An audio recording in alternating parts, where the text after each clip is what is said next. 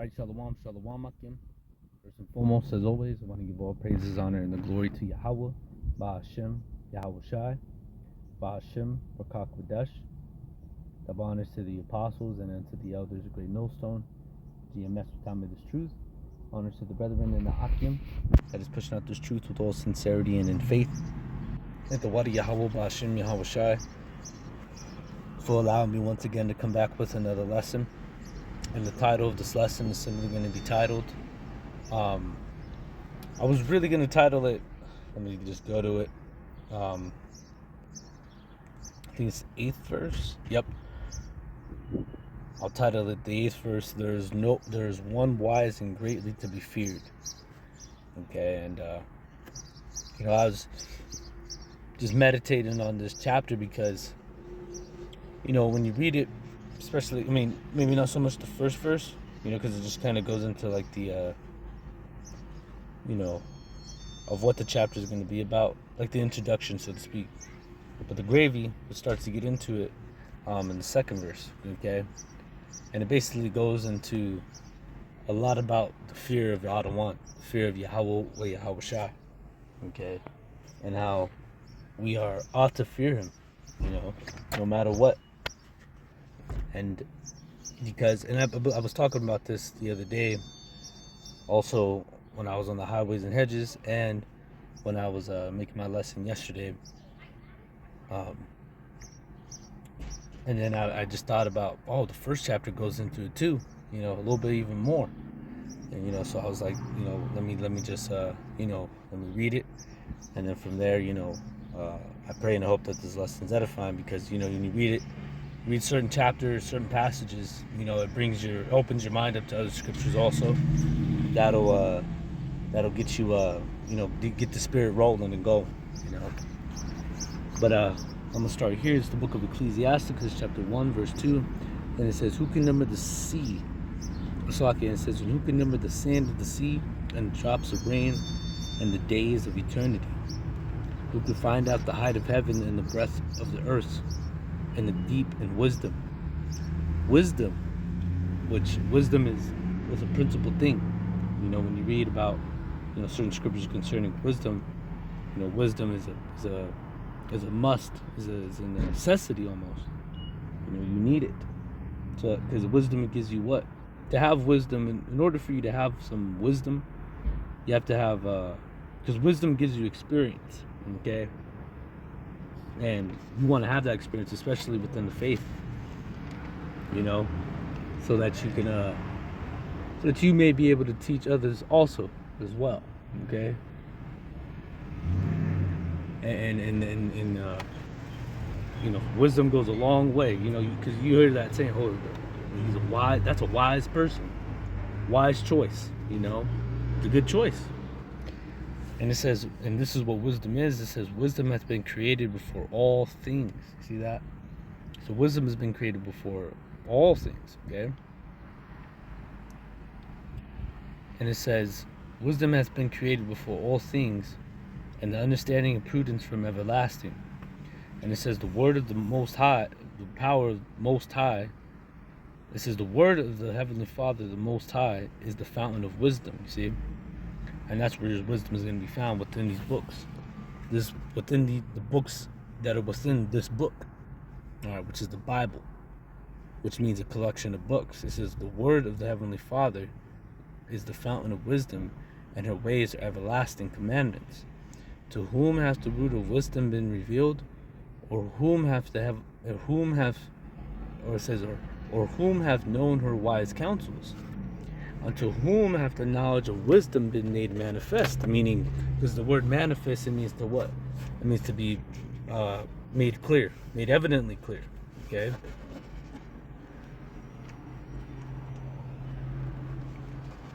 And it says,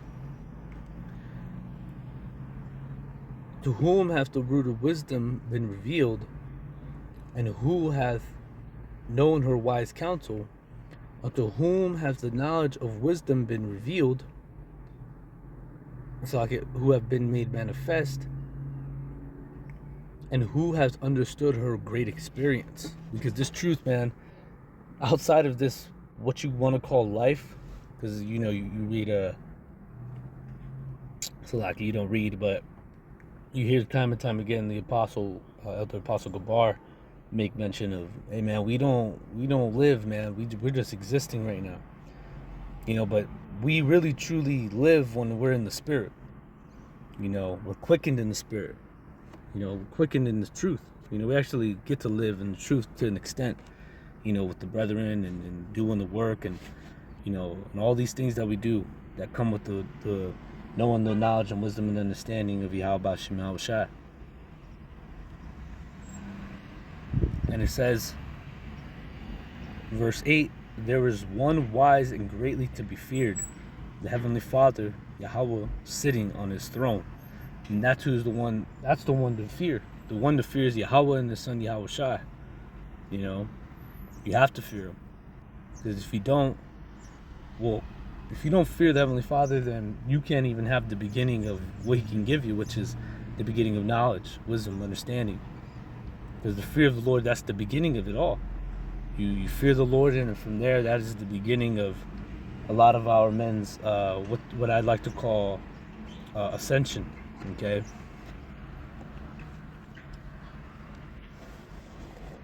And it says,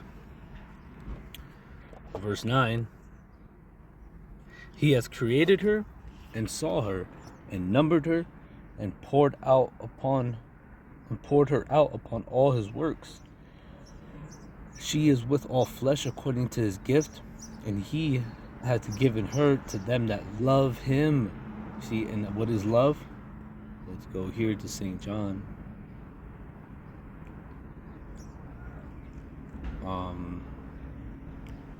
14 and 15. And it says, and this is written in red, and when it's written in red, the Lord speaking. And it says, and if ye love me, keep my commandments. Very, very, very, very simple. But you tell that to a Christian, fuck, they can't handle that. They be like, no, God, the law's done away with. You know that? It's like, no, I wasn't. Nobody had told me, nigga. It ain't. You know, the law is still valid. How do you know that? With the Apostle Paul. And they'll be like, well, that was the Old Testament. You hear me? Well, here's the New Testament, sucker. What is that? Romans 3 and 31? Yep. And it says, Romans 3 and 31, do we then make void the law through faith? God forbid, meaning, I'll just say it like it is. Hell no. God forbid. Nope. Psych. No, you don't. It says, do we then make the make void the law through faith? Most High forbid. Yea, we establish the law. The laws, the statutes, the commandments. You have to have those things.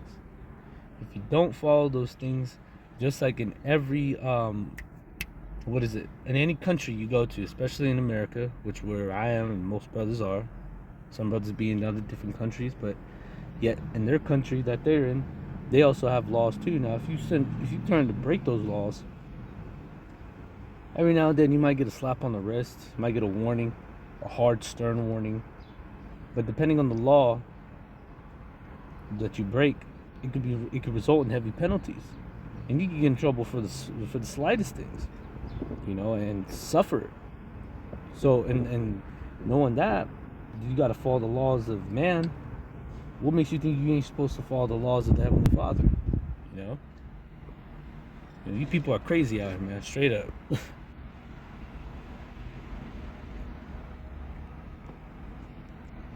And it says here,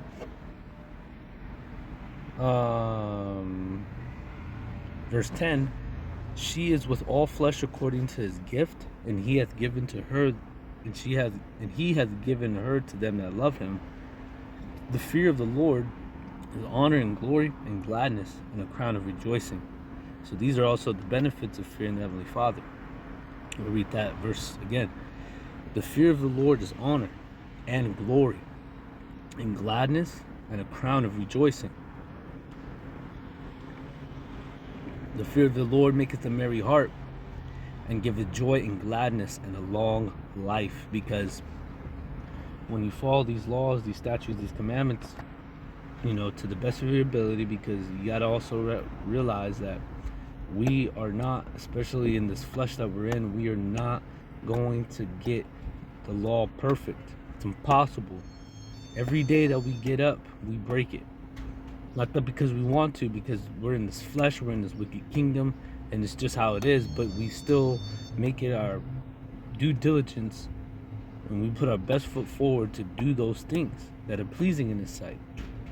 Following those laws that we could follow and we will follow, and we can't.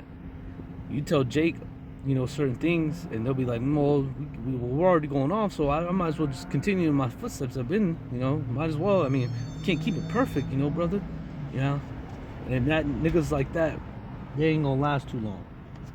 You know, well, they ain't lasting at all. You know, that kind of mindset is gonna get that person hurt, you know, straight up. And it says here, where was I? Oh yeah, I was gonna bring this out because it says in a long life, right? This is Proverbs chapter 3, verse 1, and it says, "My son, forget not my law, but let thine heart keep my commandments." See that? So plain and simple. And if you do so, this is what's going to be granted. It says, "For length of days, long life, and peace shall they add to thee." And who wouldn't want that? Who wouldn't want more lengthier days, longer life, and peace, true peace, you know? Because that's what we're longing for, and that's what's going to be given to us from on high, you know, from YAHAWASHI, and that is in Ezekiel 37 and verse 25, verse 26, and it says, "Moreover, and moreover, I will make a covenant of peace with them." Who's that? Who's the them? That them is the Israelites, the God's chosen people. And it says, "And moreover, I'll make a covenant of peace with them, and it shall be an everlasting covenant," meaning forever, "with them. And I will place them and multiply them, and set them in my sanctuary forevermore. My tabernacle also shall be with them. Yea, I will be their power, and they shall be my people. And the heathen, which is all you little scumbag nations that are round about, and the heathen shall know that I, the Lord, do sanctify Israel, when my sanctuary shall be in the midst of them forevermore." See that? And that's going to be in the kingdom, which is soon to come, baby.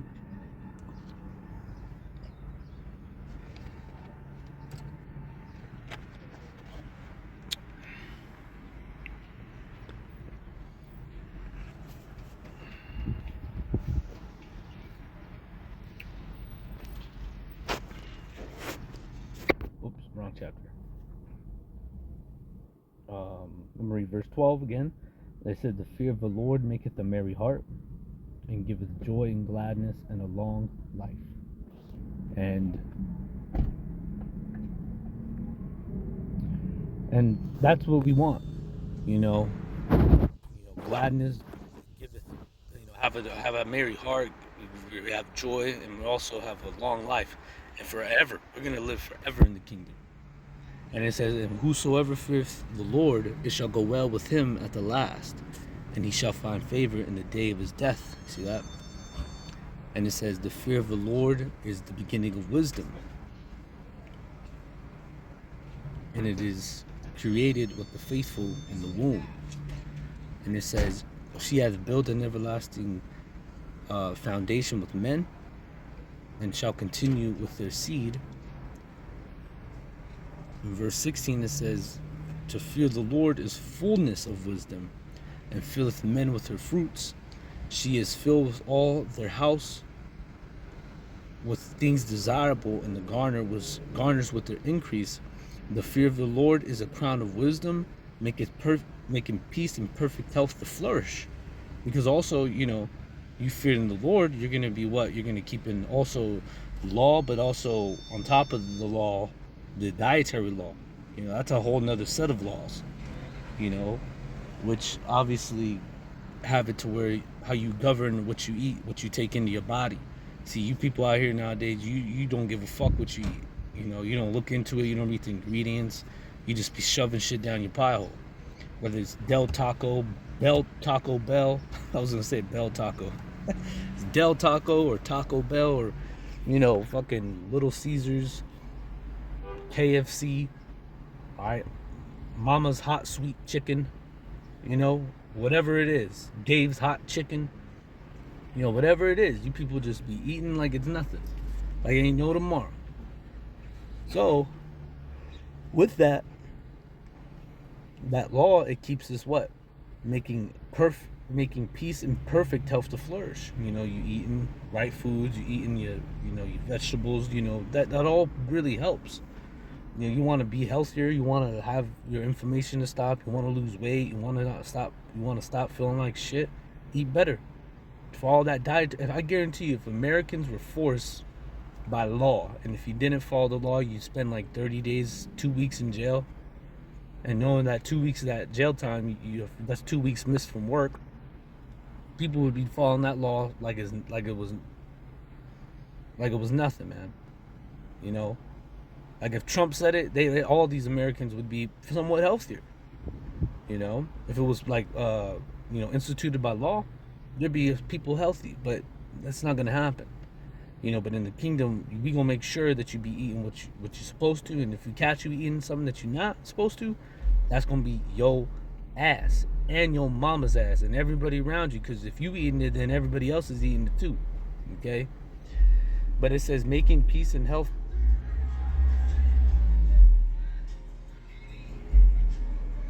Hey man, you got Jake, man. Hey, that's matter of fact, that's Ishakar's punk ass.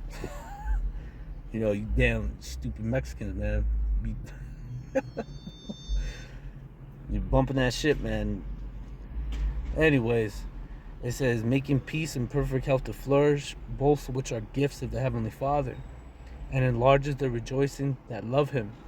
Wisdom raineth down skill and knowledge and knowledge of understanding, and exalteth them to whole honor that hold her fast. The root of wisdom is to fear the Lord. See, so that is the root of wisdom, is to fear YAHAWASHI. And it says in the branches, right, thereof are a long life, because you're going to be doing those things. We read it, I'll read it again, Ecclesiastes 2 and 16, 15. They that fear the Lord will not disobey His word, and they that love Him will keep His ways. They that fear the Lord will seek that which is well pleasing unto Him, and they that love Him shall be filled with the law. See that? So if you fear the Lord, you're not gonna disobey His word. You're not gonna read something that's in the scriptures and be like, okay, well, I'm gonna do the complete opposite of that. If you do that, man, you're really asking for it, and that's a lot of you Israelites here in this time. But see, those that really truly fear Him, you're gonna be doing the best that you possibly can. You're gonna be going infinity and beyond. And if you also fear Him, you're gonna be seeking those things. Okay, what can I do that's pleasing the Lord? What can I do? I could read, I could study, I could watch, I could read, I could learn, I could take notes, I could make a lesson, whatever. Go out to the highways and byways. Those things there, amongst others, those things are pleasing. And the Heavenly Father's not gonna be looking at you with no, why is He doing what makes me happy? No, He's gonna be like, my man, thanks. I don't gotta, one more person that I don't have to, send my wrath unto, And it says, the fear of the Lord driveth away sins, and where it is present, it turneth away wrath, you see. And that's what we want to do, just fear Him, love Him. Well, I'll end it but here. This is Deuteronomy chapter 10, verse 12. And it says, and now Israel, what doth the Lord thy power require of thee? So these are the requirements of the Heavenly Father. And it says, but to fear the Lord thy power, to walk in all His ways, and to love Him, and to serve the Lord thy power, Yahweh, with all thy heart and with all thy soul. And that's what we got to do until the end and forever. All right. But I'm gonna end it here through the Spirit. I pray this lesson was edifying, exhorting, and comforting. And as always, I want to give all praises, honor, and the glory to Yahawah, Ba'ashim, Yahawashai, Ba'ashim, Rakak, Wadesh. And it's on to the next one, brothers. Shalom.